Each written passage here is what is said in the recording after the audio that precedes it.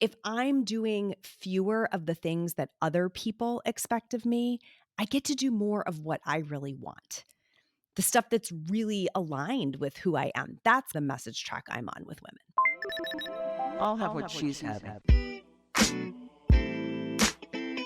Welcome to another edition of She Talks Confidence Podcast. This is the She Talks Confidence podcast. I am Tony Dufresne, girl dad to therapist to women's confidence coach. And this week I'd like to welcome in Cherylanne Skolnicki. Cherylanne, how are you? I'm great. Happy to be here today. You are a coach and you specialize in prioritization and in balance. And it fascinates me because in working with women for as long as I have, one of the big concerns and controversies that continue to this day is that you can have it all. It always blew my mind when my women clients came in, and because most of them are very successful and bright. I sat there, I'm like, what does that even mean? And that's why I would love to talk to you, because your story is about discovering the balance and then realizing really what that is and how to make it work for you. I think that if we start with the premise that we can have it all and that there is such a thing as this mythical unicorn version of balance, people are going to click away to the next podcast immediately. Yeah. So I am 100% a realist on where is public sentiment on the idea of balance and where is the broad belief in our ability to truly have it all, whatever all is. But I've spent really my whole adult life grappling with those ideas and trying to figure out what does it look like? Because candidly, Tony, this is the generation of women who were promised that we could have it all. Mhm. That was like mother's milk to us growing up, was this increasing kind of women's first liberation movement and then empowerment movement. And that was the big promise that we were all working so darn hard for, was that on the other end of it, we were going to be able to have it all. What no one told us was that we were also going to be doing it all with our bare hands. And I think that's really where the model falls apart. The promise loses all of its allure when you're not just having the fruits of your labor, you are laboriously creating this life hour by hour, minute by minute. And what women were also fed along with that promise that we could have it all was a really heavy set of expectations about how we were supposed to behave in all of the many roles that were available to us. It's like we were going to work our way through this all you can eat buffet and just take some of everything. And nobody said, but when you do that, you're going to feel sick to your stomach. Right. You're going to Right. be really bloated and feel awful. Hmm. I've spent this phase of my career unwinding what were the source of those expectations for me, being in dialogue with hundreds, now thousands of women about what was the source of those expectations for them, and really redefining what does it mean to have it all so that we have a definition that really works for us, and moreover, like an operating system that we can sustain. I like the fact that I think the premise and I think the concept is great, and I think it makes sense, and I think it's fair. I'm a very fair, even though life is not fair, I try to hold on to that. Sure. And I think that wanting it all or having it all is just the opportunity to Mhm. have it all, instead of not having the opportunity. But the problem that women are running into is, just like you said, it's not the opportunity, it's the application. And then it's interesting because you brought up the fact that you're like, I take all the stuff from the buffet. Yeah, who's telling you to take everything, and who's telling you Right. how much to take of everything? That's the system. It's the systemic ideology that you guys are still working That's under, right. that still creates that level of imbalance. And then Yes. you end up at the end, you're going, okay, now what do I do? It's the just because I can doesn't mean I should idea, Right, right. that I can choose to have a really aggressive, ambitious career that takes tons of time, morning till night, and global travel. And I had that at one point in my life. I can choose to be in a traditional marriage structure, and I am, where I'm sharing a household with someone and creating space for their needs as well as my own. I can choose to have children. I have 3 of them. They're all teenagers now, Mhm. and build into their lives and go to soccer games and volleyball games and school plays and parent teacher conferences and all of the things. I can choose to be an engaged daughter or sibling. I can be on boards of directors or community volunteer organizations. Like all of those things I have the ability to do and the opportunity. It's not blocked for me in the way that it may have been a generation prior to mine. The question is, how am I going to have those things at the same time? Is there some Right. sequencing? Is there some kind of rhythm or cadence to the way I do those things that maybe has to be adjusted for, I'm just going to say, modern times generically, right? The way Mhm. my mom did it is probably not going to work for me. Mm. When my mom was taking me to sports, Tony, we were driving like 10 minutes away max. She wasn't flying to another state for a Right. tournament. So Yeah. what we're going to opt in and out of, I think, is really, that's really answers lie. It's not like big. That's what I hate about the big broad brush strokes, right? It's like women start to think, okay, if I can't have it all, or if balance is a myth, what am I going to give up?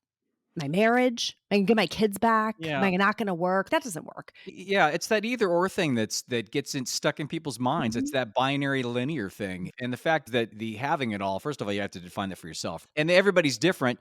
And then the second thing is, and I think the important thing that I'm curious about your opinion on, is this about prioritization?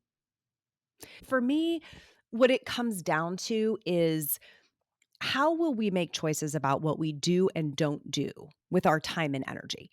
The thing that's our ambition is infinite, but our time and our energy are finite to some extent. And so managing where those go, really thoughtfully curating, like with intention, making choices about what gets our time and energy and what doesn't, Mhm. is where the freedom comes. And it's been my experience that women actually, and this probably stands for men as well, but women can do a lot more than they may come in thinking they can do when you start looking at this next level. Like, not again, broad brushstrokes, but the next level of edits, so to Mhm. speak, how I'm going to do these roles. All of a sudden, I can do it if I change the way I do it. If I Mhm. look a little bit differently at the elements of motherhood or the elements of my career or the elements of community involvement or self care.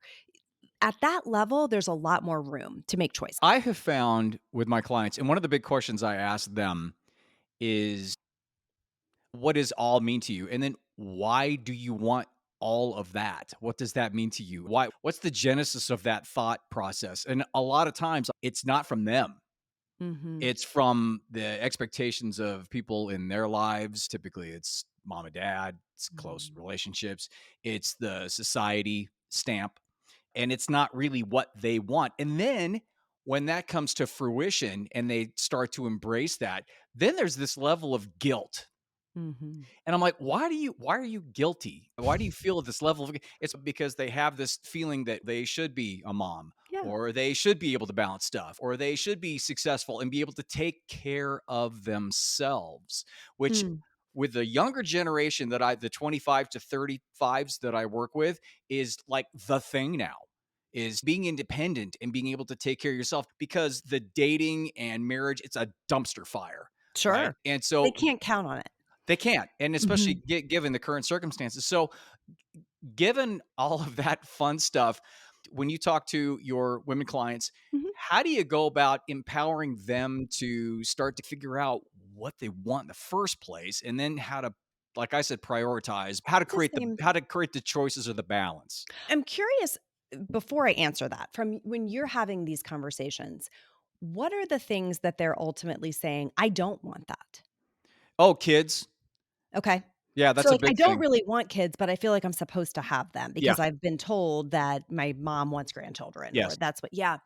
Yeah. That's a good example, and I think sometimes it's some of the ancillaries. There's this predictable path still even today in our society of, I will get an education, I will get a job as a result of that, I will find someone to partner with, we will raise a family, whatever that family looks like, we'll have some home that we own. There's like this Monopoly board or something we're Mhm. collecting pieces on as we Mhm. go. And I Yeah. think whenever someone is going to veer away from that sort of center path, it does provoke a set of feelings. Anything we're going to do that's a choice that flies in the face of an expectation someone else has set for us evokes a feeling. And you mentioned guilt, which I think is an important one. I think it's one of four. There's four that I see all the time. Let's run through these. Guilt Mhm. is one, and I define guilt as someone else is going to suffer because of my choice. Mm. Right. So, in your example, if my mom has always said she wants to be a grandmother, it's her biggest dream in life, and I'm not going to produce those children, I may feel guilty that my mom is going to miss out on that experience. Mhm. Okay. FOMO is I'm going to miss out. Right. So, the second emotion that I think comes up and keeps us in the box we're in is, gosh, but what if later I regret that I didn't do this thing that I could have done? I didn't get the PhD. I didn't go back to school. I didn't buy the lake house, whatever the thing is. The third one that I think, in addition to guilt and FOMO, which are really big, is judgment. What will someone think of me? So we go back to your example, mom again, right? What will mom Mhm. think of me? Or what will my siblings think? Or what will my peer group think? Mhm. And then the fourth one is loss of control. Now that's going to be a little less applicable in terms of this example, although we could argue you lose a lot of control when you have children. But I Yeah. look at Oh, this yeah. one more through the lens of if I allow someone else to do this instead of me, right? So, Mm. really through the lens of outsourcing or delegation, some element of your life, oh my gosh, they're never going to do it as well as I could. So, I can't Mhm. really free up time in that way. But those four emotional responses, those are the 4 fears that Mhm. keep us following this, like we're just ducklings following this set of expectations instead of having the confidence, the courage to say, "I'm gonna stand in my own choices, and I'm gonna live with them, and I'm gonna feel those uncomfortable emotions that come up temporarily until I really settle in, that, like, I'm at peace with this choice," and what that brings is so much bigger, so much more important. If I'm doing fewer of the things that other people expect of me, I get to do more of what I really want. The stuff that's really aligned with who I am. That's the message track I'm on with women. Yeah, that's true confidence. Well, Mhm. to me and my program and everything, that's the essence of true confidence. It's the grounding, it's the base, it's the understanding of who you are, it's the understanding of what you want, and of course, that changes too. A lot of my women clients think that they need to know. It's like Mhm. 28-year-old, 29-year-old woman. I need to know. I need to know what I'm going to do. I need to know if I want kids. Gonna need to know what if I want this Sure. executive job. No, you don't. I'm 58. I don't know what's going to happen tomorrow. I really don't. Again, it's one of the things where you just take it for what it is and then you make the move that you feel as though it's going to be best for you and the best for the people that are around you. But Mm. that's very empowering, isn't it? It's very grounding, and it's something that it's not. I don't take it too lightly because as I have gotten older, and with my older clients, it's one of those things where it is easier Mhm. if you're aware, right? If you have a level of understanding and you're aware and you're more cognizant of how things are going and what has worked and what hasn't worked. But you can, as a younger woman, you can be empowered with that. And I think the younger the better, right? I I mean, agree. I agree. I think that what comes later that you're probably seeing with older women is this experience base that says, I can trust my future self to figure mhm, this out. She will steer me through. If it turns out that this choice I'm making right now, I see it differently. My thinking evolves along this particular line of choice. I can make a different choice later. Now, there's a biological imperative on a few of those choices, right? So, when you're sure. talking about having children, I understand the time pressure that women are feeling to know, but many of the choices don't have that same biological underpinning. So there really is time to steer and to make different choices much later in life than we probably think is Hmm. possible. We're able to just backwards knit all the things together for good and really have Hmm. a pathway we're proud of by the end of the day. And Hmm. I don't know, I've not thought about it as being linked to confidence as much as you do in your work, but I can see that it takes a sense of self-assuredness to say these choices are right for me, even if you don't agree with them, even if Yeah, and someone else doesn't. sometimes that's holding back the dam, but it's because Mhm. there's a lot of pressure against you. There was an interesting article in the Harvard Business Review that I think she was probably 30, 35-ish that she wrote, and it was about the myth of having it all. And it was more designed towards the corporate woman in that Mhm. track. And they were talking about the fact that the way the system is set up, 16% of the men, they decided not to have kids and everybody else was fine. But the women, they decided not to have kids and everybody was harping on them and stuff. The thing is that which I tell my clients, if you make the decision to continue with your corporate life, or you make the decision instead of doing that to have kids, and then you're the one who typically is the more stay at home, or the one that actually gives up more The because more of the engaged caretaker. because of Mhm. oh God, for sure. Mhm. The maternal responsibility is far greater, I have to say. Mhm. It really is. Mhm. The Doesn't mean expectations are it far higher. Yes. they are, and again, that doesn't give guys a pass Right. on being, because I raised my daughter since she was 1. So, Mhm. I totally understand the process, Yeah, and we can do it. It's not like we can't do it. that's right. It's circumstance. But the thing is that if you do choose to do that, you gotta realize that the system, the way that it is, it hasn't changed a bunch to where they're gonna be, "Oh, sure, come on back whenever." Mhm. Or, "No, 6 weeks now, take 6 months leave." It's not like that, sadly. It just isn't. And that's one of those things where I'm like, if you're going to make that choice, empower yourself to make that choice and make the decision in terms of where you want to go, in terms of how you want to live your life and the direction. Well, and I That wonder what you think about this. It does depend on, again, that next level of nuance, like where you choose to work and what their maternity or paternity policies are Mhm. really do govern. I worked for Procter& and Gamble at the time that I was having my children. I took year-long maternity leaves with each one of them. They were not fully paid, but I was able to return to the same or equivalent job. I was able to keep my profit sharing accruing. There are places where people can go. Is that the norm? Is it broadly available at that level? No. But Mhm. I think it's really important that we say, if that's what's important to you and you're Right. 25 and you're thinking about that, are you looking around and saying, have I put myself in a situation where it's possible? Have I adjusted my lifestyle such that I can support an unpaid leave for a period of time? Mhm. That willingness to say, what would have to be true if I wanted this thing, Mhm. gives a level of agency back to the individual that I think is really important. Instead of, if we collectively throw our hands up and say, there's no white knight coming to solve the childcare crisis, and there's not, by the way, then we better figure out what that's going to look like household by household. That's not the perception or the direction or the focus that should be in order to Right. create proactive movement towards how you want to create your life, right? It Mhm. has to be a level of empowerment, right? Yes. And a level of introspection in terms of taking that and going into you working with your clients and you using your experience, because you were in corporate, Mhm. you were a mom, you Mhm. were a wife, you had Mhm. and you did all that stuff and figured it out. And like you just said, with Procter and Gamble, Mhm. they were a great company to work with in terms of the maternity leave. Mhm. Ho- what did you go through to figure out how to balance that?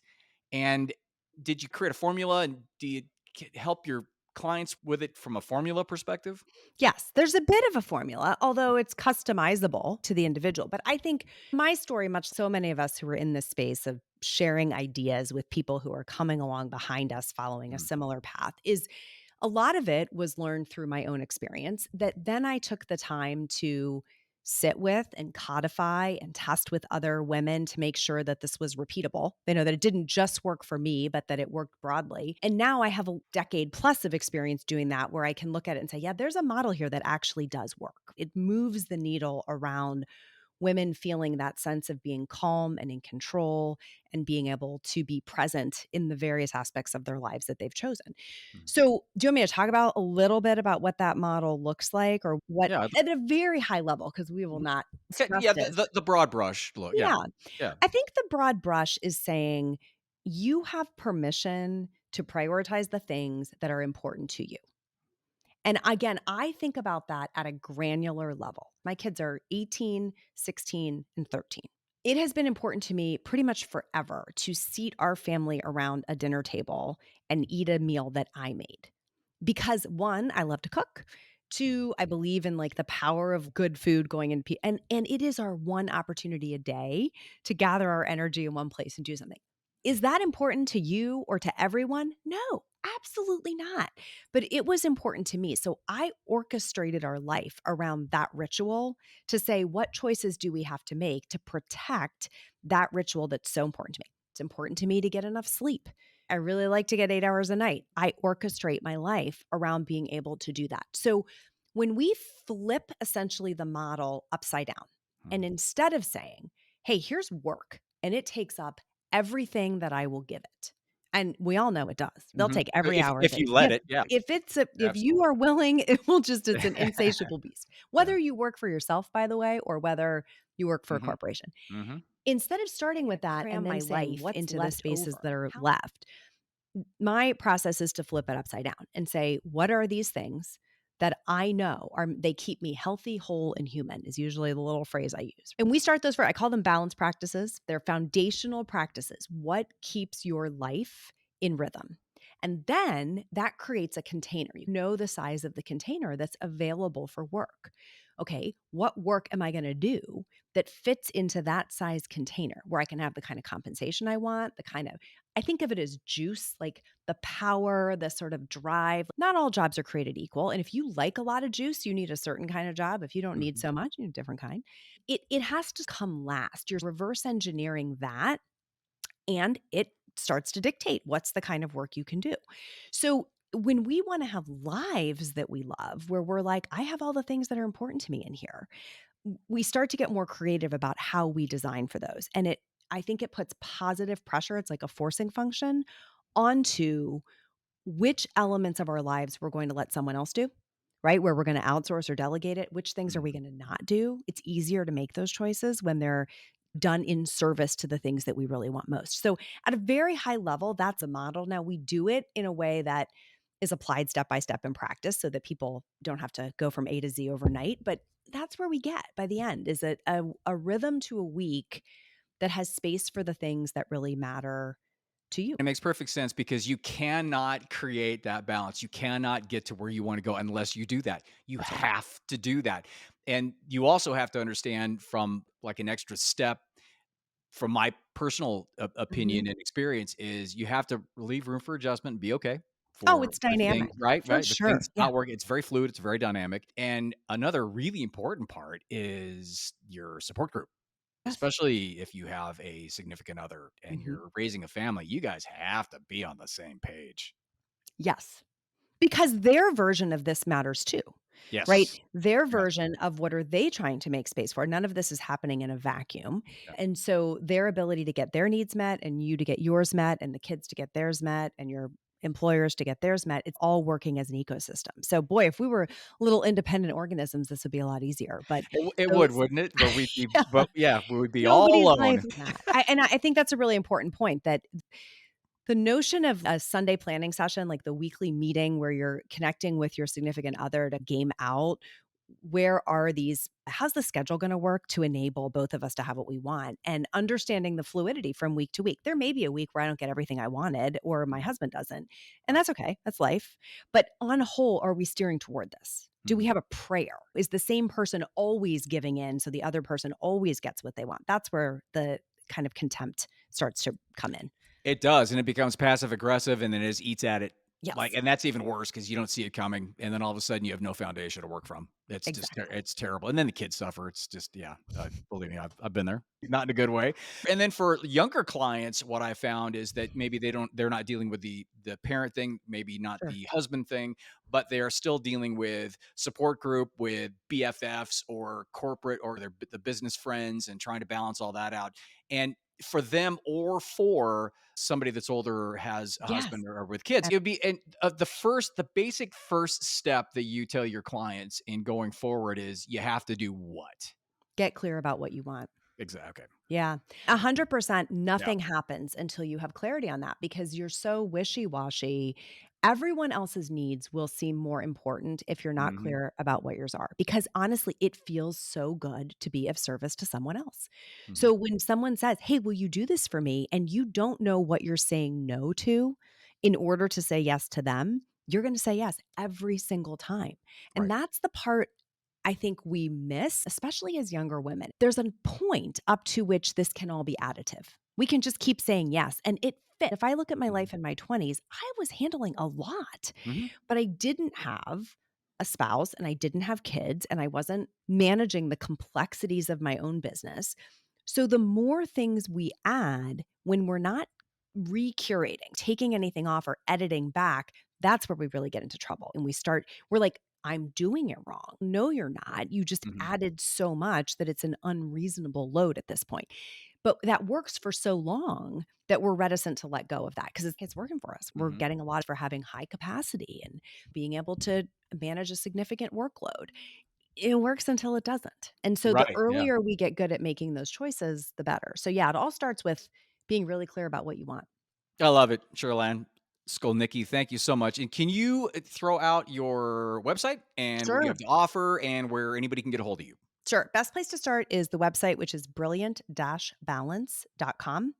There are free downloads there, ways to get in touch with me. You can get to the podcast, you can get to the blog, all the things as the jumping off point from the website. Perfect. And for me, it's TonyDufresne.com. And if you can't spell it because nobody can, then it's also theconfidencedoc.com. And you can get everything for me, get a hold of me. I've got the ebook. The new ebook is up.